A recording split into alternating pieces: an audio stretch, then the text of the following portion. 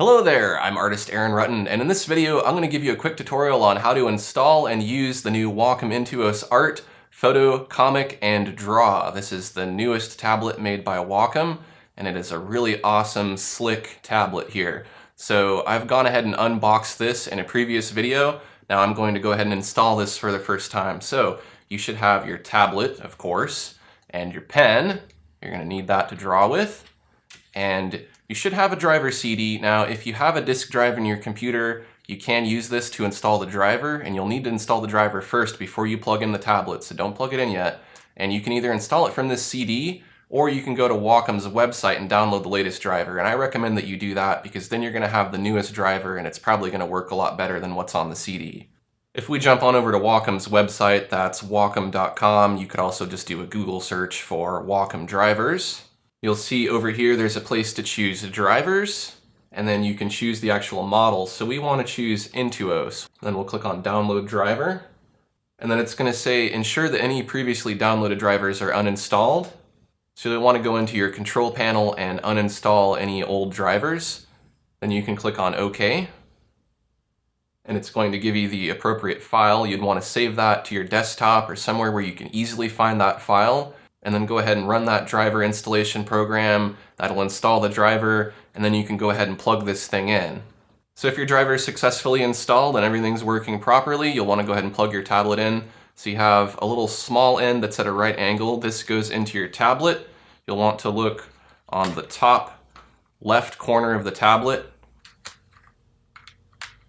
Now it actually goes with the cord facing out. That makes sense. I tried to plug it in the other way, so don't try to force it in if it doesn't go in. If it goes in and snaps in easily on its own, then you know it's connected right. And then the other end is a USB cable. You've probably seen this before. This just plugs into your computer. Now, the cord isn't terribly long, so you may have to plug it into the front USB port on your computer if you have one. If you're using a laptop, then it's not going to be a problem at all. Now, if you don't want to use the USB connection, you can get an optional wireless adapter for this tablet. But we'll take a look at how to install the wireless adapter a little later in the video. So let's go ahead and plug this into our computer. And then you'll want to test to see that your tablet's working. So the way that this tablet works is where you hover your pen on your tablet is going to determine where the cursor is on your screen. So if I want to point to the top left of my screen, I'm going to point to the top left of my tablet. If I want to point to the bottom right of my screen, I'm going to point to the bottom right of the tablet. And if you just pick the pen up, it's just going to go to each of those places as you move it around. Now you can also use touch to control your cursor. If you want to turn that on and off, then you want to look on the top edge of the tablet here over on the right, and there's a switch to turn that on and off. I recommend that for now you go ahead and turn the touch off so that your hand doesn't interfere with the pen while you're kind of getting this set up. So if your pen is moving your cursor, that's great. If it's moving it on the wrong screen, or it's not taking the whole full range of the screen into account when you're moving the pen. Like for instance here, I don't even see where my cursor's at when I move it over here. But if I move it over here, I can see it. So my cursor, I think, is going on to my other screen that's off to the side. So we need to go into the Wacom tablet properties and configure this. So go ahead and go into your control panel, and you'll want to look under Wacom tablet properties. And then this little window will pop up here, which will let you configure all of the features on the tablet, like the express keys and the pen pressure and the touch feature. So let's go ahead and take a look at some of the basic settings, and we'll come back to some of the more advanced customization later. Mainly we want to look at mapping, because right now I'm having a mapping problem. My pen is moving across all of my monitors, and I really just want it to move across the monitor where I'm going to be drawing and painting. And that's going to be my primary monitor right here in front of me. So we want to look here under screen area, and right now it's set to full. Let's go ahead and change that to monitor 1. And monitor 1 is actually the monitor that I want to be using here. And then now you can see instantly, if I point to the top right corner of the tablet, it goes to the top right corner of the screen. If I go to the bottom left of the tablet, it goes to the bottom left of the screen. So it doesn't work like a mouse would. And with a mouse, when you pick the mouse up, the mouse cursor stays wherever it was at, and it just moves relative to your movements of the mouse cursor. This pen is basically like pointing to somewhere on your screen. So a lot of people ask the question, how am I supposed to know where to draw if I can't see anything on the tablet? You'll have your tablet right in front of you, and you'll be drawing on it, and you'll be looking up at the screen at your cursor while you're drawing. we'll take a look at some demos of drawing a little bit later. But for now, let's just make sure that our tablet's working properly. So now that we have the mapping issue worked out, there are a few other things that you might want to tweak here. If we go under options, you may want to switch this to left-handed if you're left-handed rather than right. If we look under the pen tab here, this is where we can change the pressure. And if you just press with your pen, you can see on this little gauge here, it's actually showing you the level of pressure. So if you're having a difficulty getting a nice range of pressure, you may want to change the tip feel. Now, I tend to press really firmly when I draw, so I like to set this towards firm. So if you press more firmly, you set it towards firm. If you draw more lightly, you'd want to set it more towards soft. And now it's a bit easier for me to get that range of pen pressure that I want while I'm drawing. If we look under tablet, there are the options for the express keys, and if you want to set these up now, you can. If not, we can come back to these later and set them up together. I have some suggestions on what will work really well for these express keys.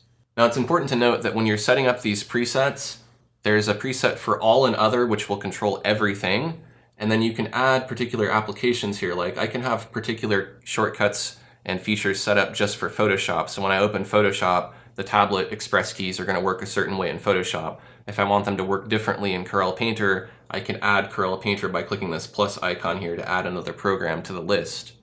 So you'll want to make sure that you have the right one selected when you're customizing this, because it is easy to have the wrong one selected and mess up all your presets.